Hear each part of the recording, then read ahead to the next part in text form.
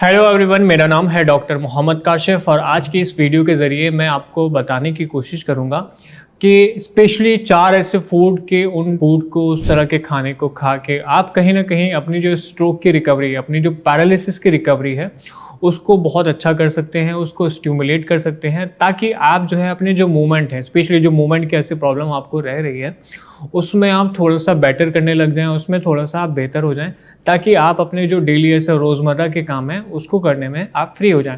अब किस तरह के फूड हैं, देखिए सबसे पहला जो हो गया वो है आपके कुछ फ्रूट्स और वेजिटेबल्स स्पेशली अपनी डाइट में शामिल करिए। जो सीजनल हैं उनको शामिल करिए। फ्रूट्स में बेरीज वगैरह आप लेना शुरू कर दिए, खास तौर पर स्ट्रोक के पेशेंट होते हैं उनको बहुत फ़ायदा इससे पहुँचाती हैं। अगर वेजिटेबल्स की मैं बात करूँ तो आप जो हरी सब्जियाँ हैं जितने ऐसे हो सकते हैं हरी सब्जियां लेना शुरू करें फ्रूट्स और वेजिटेबल्स के लिए। हमने स्पेशली एक डेडिकेटेड वीडियो बनाया कि किस तरह के फ्रूट्स हैं, किस तरह की वेजिटेबल्स हैं जो आप अपने खाने में शामिल कर सकते हैं, जिसको खाने की वजह से आपकी जो रिकवरी है वो बेहतर हो सकती है बजाय उनको ना खाने का। अगर आप मान लिया कि नहीं खाते तो हो सकता है कि वो आपकी रिकवरी उतनी ज़्यादा ना हो पाए, उतनी हैम्पर रहे, प्रभावित रहे। तो कोशिश करेंगे कि फ्रूट्स और वेजिटेबल्स अपनी डाइट में शामिल रखें।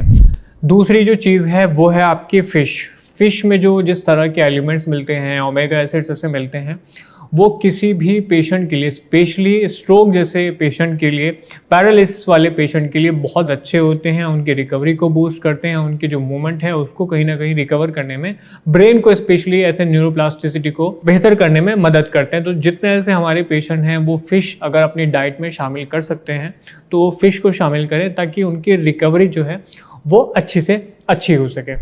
अब तीसरा जो फूड है वो है आपका मोटा अनाज, यानी आपका होल ग्रेन। जब आप मोटा अनाज लेते हैं तो कहीं ना कहीं उसमें बहुत अच्छी मात्रा में फाइबर होता है, हाई फाइबर होता है, अच्छे विटामिन्स होते हैं, अच्छे एलिमेंट होते हैं।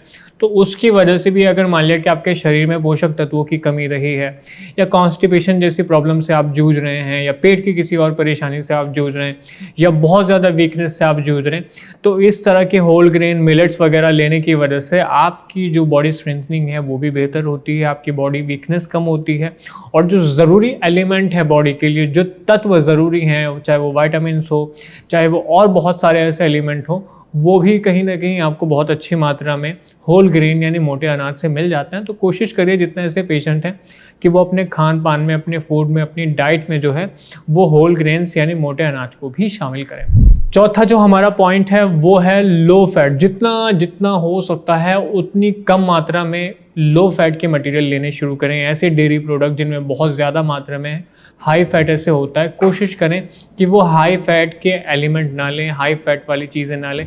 स्पेशली हम अपने पेशेंट को जब दवाइयाँ ऐसे देते हैं, जो रिकवरी का ऐसे स्टेज होता है, जो एक्सरसाइज बताते हैं, जो डाइट पैटर्न बताते हैं, उसमें स्पेशली हम बताते हैं कि आप जो है हाई फैट वाली चीज़ें मत लीजिए, आप डेयरी प्रोडक्ट उतने ज़्यादा मत लीजिए। डेयरी प्रोडक्ट के बारे में ऑलरेडी हमने एक वीडियो बनाया था कि टी माओ की जो उसमें मात्रा है वो बहुत ज़्यादा ऐसे हो जाती है, जिससे इन्फ्लामेशन बॉडी में ज़्यादा डेवलप हो जाता है, खट्टी चीज़ें हुई।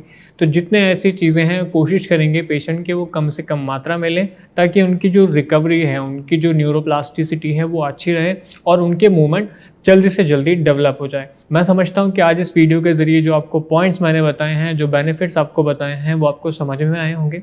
फिर भी कोई सवाल है तो आप नीचे कमेंट सेक्शन में लिख के बता सकते हैं। मैं कोशिश करूँगा कि उसका आपको बेहतर से बेहतर जवाब दे सकूँ। धन्यवाद।